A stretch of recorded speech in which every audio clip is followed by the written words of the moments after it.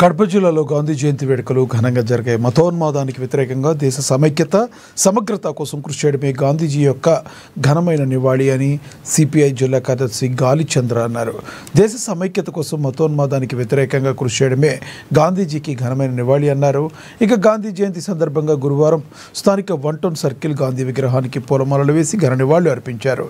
దేశ స్వాతంత్ర్యం కోసం అహింసా మార్గాన్ని ఎంచుకుని పోరాడిన జాతిపిత మహాత్మా గాంధీ కన్న కలలకు భిన్నంగా గాంధీని పొట్టన పెట్టుకున్న గాడ్సే వారసులు సంఘ పరివార్ బీజేపీ వారసులు అన్నారు. రాజ్యాంగబద్ధమైన స్వతంత్ర సంస్థలను సంఘ పరివార్ చెప్పు చేతల్లో పెట్టుకుని బీజేపీ ఇతర రాష్ట్రాలపై రాజకీయ కక్ష సాధింపులకు పాల్పడుతుందంటూ ఫెడరల్ స్ఫూర్తిని కాలరాస్తుందని ఆరోపించారు. మనుషులను ఏకం చేసే రాజ్యాంగానికి సమాధి కట్టి మనుషులను దూరం చేసే మనువాదాన్ని అమలు చేయాలని చూస్తుందని దుయ్యబట్టారు.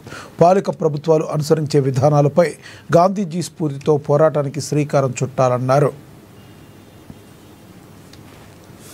పురస్కరించుకొని ఈరోజు కడప నగరంలో 1 టౌన్ గాంధీ విగ్రహంకు పూలమాల వేసి నివాళులర్పించడం జరుగుతుంది. జాతిపిత మహాత్మా గాంధీ దేశ స్వాతంత్రం కోసం అహింసా మార్గాన్ని ఎంచుకొని అవిశ్రాంతమైనటువంటి పోరాటం నిర్వహించడం మూలంగా ఈరోజు భారతదేశంలో స్వేచ్ఛ స్వాతంత్రం పొందగలుగుతున్నామంటే గాంధీజీ లాంటి మహనీయుల యొక్క కృషి ప్రాణత్యాగం చాలా కీలకమైంది. గాంధీని పట్టణ పెట్టుకున్నటువంటి ఆర్ఎస్ఎస్ అధినేతలు సంఘ్ పరివారు అధినేతలైనటువంటి బీజేపీ ఈ రోజు రాజ్యం వెళ్తా ఉంది.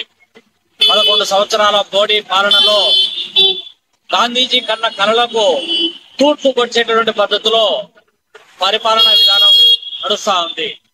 గాంధీ జయంతిని పురస్కరించుకొని ఈరోజు కడప నగరంలో 1 టౌన్ గాంధీ విగ్రహంకు పూలమాల వేసి నివాళులర్పించడం జరుగుతుంది.